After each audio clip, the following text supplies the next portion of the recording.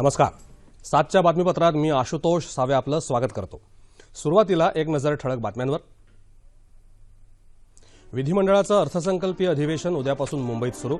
वित्तमंत्री मुनगंटीवार 18 तारखेला सादर करणार राज्याचा अर्थसंकल्प. विधिमंडळाच्या अधिवेशनात शेतकरी, ग्रामीण तसंच शहरी भागातल्या विविध प्रश्नांबाबत सकारात्मक न्याय देण्याचा सरकारचा प्रयत्न. मुख्यमंत्री. विरोधी पक्षांच्या समन्वयानं महाराष्ट्राचा विकास करण्याचा सरकारचा मानस. अधिवेशनाच्या पूर्वसंध्येला मुख्यमंत्र्यांचं प्रतिपादन. सरकार जनतेच्या प्रश्नांबाबत गंभीर नसल्याचा आरोप करत अधिवेशनाच्या पूर्वसंध्येला मुख्यमंत्र्यांच्या चहापानावर विरोधी पक्षांचा बहिष्कार. विधिमंडळात सरकारचा अपारदर्शक कारभार मांडणार असून सरकारनंच विश्वास सिद्ध करण्याची वेळ आली आहे. विरोधी पक्षनेत्यांचा हल्लाबोल. नागपूर महानगरपालिकेच्या महापौरपदी भाजपाच्या नंदा जिचकार तर उपमहापौरपदी दीपराज पार्डीकर विजयी. भाषा हे संवाद साधण्याचं प्रभावशाली माध्यम असल्यानं संस्कृतसारख्या भारतीय भाषांचं संवर्धन करणं गरजेचं असल्याचं केंद्रीय मनुष्यबळ विकास मंत्र्यांचं प्रतिपादन. आणि बंगळुरू क्रिकेट कसोटीत आज दिवसअखेर भारताविरुद्ध ऑस्ट्रेलियाच्या 6 बाद 237 धावा. आणि आता पाहूया सविस्तर वृत्त. विधिमंडळाचं अर्थसंकल्पीय अधिवेशन उद्यापासून मुंबईत सुरू होत आहे. राज्यात होणाऱ्या विचारवंतांच्या हत्या, त्यांच्या तपासात होणारी दिरंगाई, विमुद्रीकरणानंतर शेतमालाचे पडलेले भाव आदी मुद्द्यांवरून विरोधी पक्ष सरकारला घेरण्याची शक्यता आहे. मुंबईसह 10 महानगरपालिका आणि 26 जिल्हा परिषद निवडणुकांनंतर हे अधिवेशन होत आहे. या निवडणुकांदरम्यान शिवसेना भाजपा यांच्यात आलेली कटुता याचे पडसादही अधिवेशनात उमटण्याची शक्यता आहे. अर्थसंकल्पीय अधिवेशन 7 एप्रिलपर्यंत चालणार असून 18 मार्चला राज्याचा अर्थसंकल्प मांडण्यात येणार आहे. या अधिवेशनात प्रलंबित 2 विधेयकं तसंच 6 अध्यादेश मांडण्यात येतील. पुरवणी मागण्यांवर 14 मार्चला चर्चा होणार आहे. यंदा प्रथमच काही शनिवार सभागृहाचं कामकाज चालणार आहे. दिवंगत पंतप्रधान इंदिरा गांधी यांची जन्मशताब्दी, राष्ट्रवादी काँग्रेसचे अध्यक्ष शरद पवार यांच्या संसदीय कारकिर्दीला पूर्ण झालेली 50 वर्ष तसंच ज्येष्ठ विधिमंडळ सदस्य गणपतराव देशमुख यांची 55 वर्षांची संसदीय कारकीर्द या निमित्तानं सभागृहात गौरव प्रस्ताव मांडण्यात येणार आहे. राज्य विधिमंडळाच्या उद्यापासून सुरू होणाऱ्या अर्थसंकल्पीय अधिवेशनात शेतकरी तसंच ग्रामीण आणि शहरी भागातल्या विविध प्रश्नांना सकारात्मक न्याय देण्याचा सरकारचा मानस असल्याचं मुख्यमंत्री देवेंद्र फडणवीस यांनी स्पष्ट केलं. अधिवेशनाच्या पूर्वसंध्येला आज आयोजित करण्यात आलेल्या चहापानानंतर आयोजित केलेल्या पत्रकार परिषदेत ते बोलत होते. राज्य सरकार कर्जमाफीच्या बाजूनं असून ही कर्जमाफी कधी आणि कशी द्यावी याचा निर्णय उचित वेळी घेऊ असंही मुख्यमंत्री म्हणाले. शेतकऱ्यांच्या हितासाठी दीर्घकालीन योजना आखणं आवश्यक असून गुंतवणुकीच्या माध्यमातून कृषी क्षेत्राचा शाश्वत विकास करण्याचा सरकारचा प्रयत्न असल्याचंही त्यांनी सांगितलं. शेतकऱ्यांना आतापर्यंत 894 कोटी रुपयांची नुकसान भरपाई देण्यात आली असून पीक विमा योजनेचा लाभही शेतकऱ्यांना देत असल्याचं मुख्यमंत्री म्हणाले. विदर्भातल्या पैसेवारी कमी असलेल्या गावांना केंद्राकडून मिळालेला निधी तसंच राज्य सरकारच्या निधीमधून मदत दिली जात आहे असंही त्यांनी सांगितलं. शेती क्षेत्रातील गुंतवणूक वाढून उत्पादकता वाढली पाहिजे, हा येणाऱ्या काळात सरकारचा प्रयत्न राहील असं मुख्यमंत्र्यांनी सांगितलं. यंदा राज्यात तुरीचं विक्रमी उत्पादन झालं असून आतापर्यंत खरेदी केंद्रात 17 लाख क्विंटल तूर 5,050 रुपये या हमीभावानं खरेदी करण्यात आला आहे. तुरीसाठी बारदानं कमी पडत असल्यानं 16 लाख बारदानं खरेदी करण्यात येत असून मोठ्या प्रमाणावर झालेल्या खरेदीमुळे खासगी गोदामं भाड्यानं घेऊन साठवणूक करण्यात येत आहे असंही त्यांनी स्पष्ट केलं. हरभऱ्याचंही चांगलं उत्पादन होत असून तुरीच्या धर्तीवरच हरभऱ्याचीही खरेदी करण्यात येईल असं ते म्हणाले. विरोधी पक्षनेत्यांकडे मांडण्यासाठी दुर्दैवानं कुठलेच नवे मुद्दे नसल्याची टीका त्यांनी केली. निवडणुकीत जनतेनं सत्तारूढ पक्षांवर विश्वास दाखवला असल्यानं विरोधी पक्ष निराश झाल्याचंही ते म्हणाले. मात्र विरोधी पक्षांना सोबत घेऊन समन्वयानं महाराष्ट्राचा विकास करण्याचा सरकारचा निश्चितच प्रयत्न राहील असंही मुख्यमंत्री म्हणाले.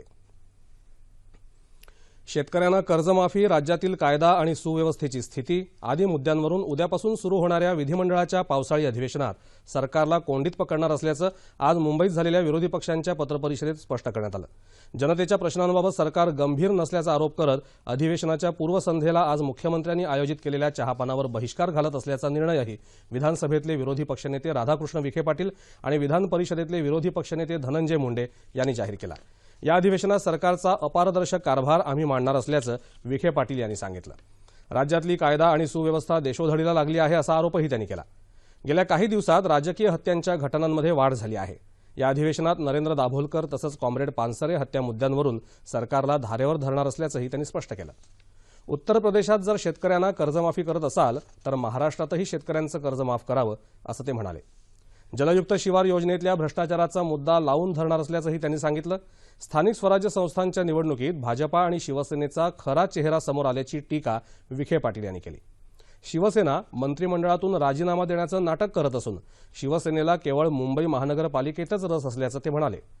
आज संध्याकाळी राज्यपाल चे विद्यासागर राव यांची भेट घेऊन शेतकऱ्यांना कर्जमाफी द्यावी अशी मागणी करणार असल्याचंही विखे पाटील म्हणाले.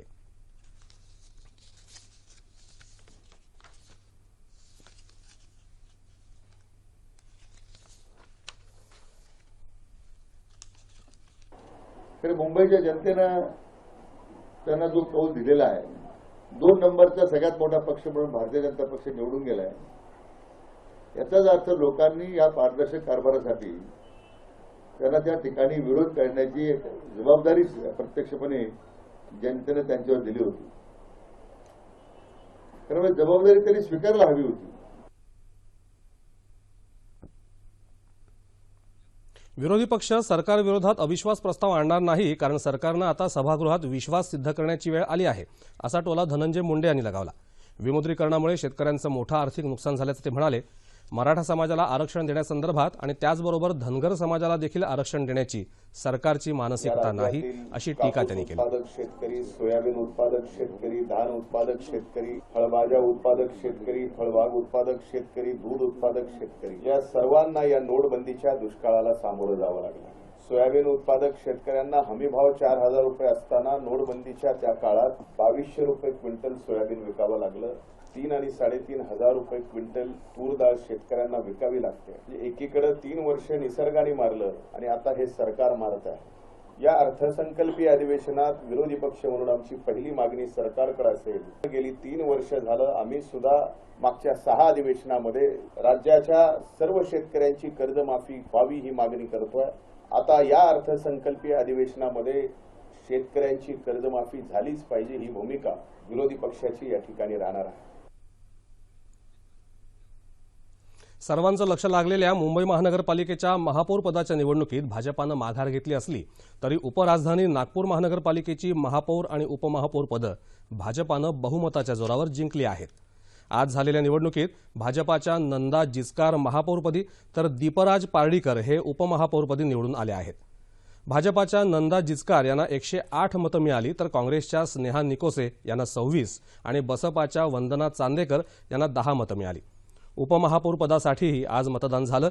दीपराज पार्डीकर यांनी 108 मतं मिळवत काँग्रेस आणि बसपा उमेदवारांचा पराभव केला. कोणतंही राजकारण न करता दलित शोषितांना न्याय देण्यासाठी आपण कार्य करणार असल्याचं नवनिर्वाचित महापौर नंदा जिचकार यांनी प्रसारमाध्यमांशी बोलताना सांगितलं. या जनतेला आम्ही जास्तीत जास्त नागरी सुविधा तर पोहोचवणारच, त्याचं आमचं कर्तव्यच आहे. परंतु या समाजामध्ये दीन दुबळ्यांना कशी मदत करता येईल, जो आमचा खालचा स्ट्रॅटा आहे त्याला आम्हाला कसं वर आणता येईल, राजकारण न करता समाजकारण आम्हाला जास्तीत जास्त कसं करता येईल, या दृष्टीने आमचे प्रयत्न राहतील. या नागपूरच्या जनतेला एक आदर्श शहर कसं असतं ते दाखवून देणार. सोलापूर महानगरपालिकेच्या महापौर आणि उपमहापौर पदासाठी येत्या 8 मार्च रोजी निवडणूक होणार आहे. त्यासाठी काल उमेदवारी अर्ज दाखल करण्याच्या शेवटच्या दिवशी महापौर आणि उपमहापौर पदासाठी प्रत्येकी 4 अर्ज दाखल करण्यात आले. महापौर पदासाठी भाजपाच्या शोभा बनशेट्टी, एमआयएमच्या नूतन गायकवाड, शिवसेनेतर्फे कुमुद अंकाराम, काँग्रेसतर्फे प्रिया माने यांनी उमेदवारी अर्ज दाखल केले आहेत. उपमहापौर पदासाठी भाजपातर्फे शशिकला बत्तुल, शिवसेनेचे अमोल शिंदे, एमआयएमचे अझहर हुंडेकरी तसंच राष्ट्रवादी काँग्रेसतर्फे किसन जाधव यांनी अर्ज दाखल केले आहेत. सोलापूर महानगरपालिकेत भाजपाचे 49 नगरसेवक असून शिवसेना 21, काँग्रेस 14, एमआयएम 9, बसपा 4 तर राष्ट्रवादी काँग्रेसचे 4 नगरसेवक असं पक्षीय बलाबल आहे. बहुमत एकाही पक्षाकडे नसलं तरी भाजपा बाजी मारेल अशी शक्यता आहे.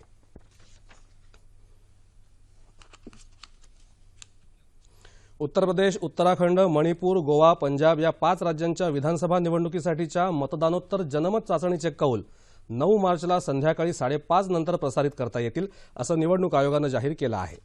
उत्तर प्रदेशमधल्या अलापूर मतदारसंघात तसंच उत्तराखंडमधल्या कर्णप्रयाग या मतदारसंघातील मान्यताप्राप्त पक्षांच्या उमेदवारांचं निधन झाल्यामुळे या दोन्ही ठिकाणी येत्या गुरुवारी 9 तारखेला मतदान घेण्यात येणार आहे.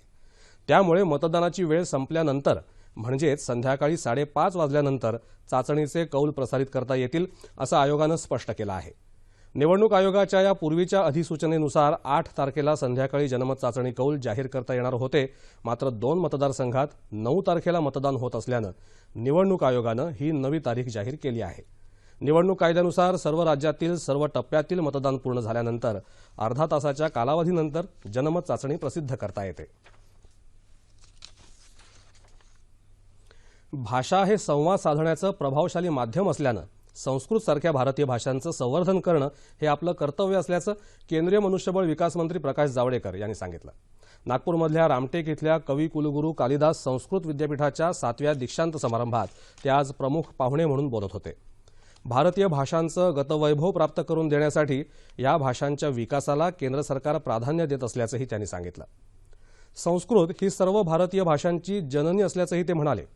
संस्कृत भाषा केवळ प्राचीन वाङ्मयापुरती मर्यादित न राहता या संदर्भात नव्यानं अभ्यासक्रम सुरू करण्याची गरज त्यांनी व्यक्त केली. सर्व भाषांचा समान आदर केला पाहिजे असंही त्यांनी सांगितलं. मनुष्यबळ विकास मंत्रालयानं राष्ट्रीय शैक्षणिक ठेवा अर्थात नॅशनल अकॅडमिक डिपॉझिटरी हा उपक्रम हाती घेतला असल्याचंही ते म्हणाले. या उपक्रमात विद्यापीठांच्या पदव्या डिजिटाईज स्वरूपात साठवून ठेवण्यात येतील. या उपक्रमामुळे बनावट पदवी प्रमाणपत्रांसारख्या गैरप्रकारांना आळा बसेल असा विश्वास त्यांनी व्यक्त केला. विद्यार्थ्यांनी आपल्या शिक्षणाचा उपयोग राष्ट्राच्या भल्यासाठी करावा असं कवी कुलगुरू कालिदास संस्कृत विद्यापीठाच्या कुलगुरू डॉक्टर उमा वैद्य यांनी सांगितलं. यावेळी जावडेकर यांच्या हस्ते विशेष प्रावीण्य मिळवणाऱ्या विद्यार्थ्यांना गौरवण्यात आलं. राज्यातल्या प्रवाशांना किफायतशीर तसंच सुरक्षित प्रवासाची साधनं उपलब्ध करून देणं आवश्यक असल्यानं संकेतस्थळ आधारित टॅक्सी सेवेचं नियमन करण्याचा शासनानं निर्णय घेतला असून महाराष्ट्र सिटी टॅक्सी नियम 2017 लागू करण्यात येत असल्याची माहिती परिवहन मंत्री दिवाकर रावते यांनी दिली आहे. संकेतस्थळ आधारित ओला, उबेर, टॅक्सी फॉर शुअर अशा टॅक्सी सेवा मोठ्या शहरांमध्ये कार्यरत आहेत. प्रवाशांची मागणी आणि पुरवठा या आधारावर प्रवाशांकडून भाडं आकारणी होत असल्यानं गर्दीच्या काळात जादा भाडं आकारणी होत असल्याच्या तक्रारी येत होत्या. याच पार्श्वभूमीवर हा निर्णय घेण्यात आला असून यामुळे जादा भाडं आकारणीवर नियंत्रण ठेवता येणं शक्य होणार आहे. या नियमामुळे पारदर्शकता आणण्याचा प्रयत्न केला जात आहे असंही रावते यांनी यावेळी सांगितलं.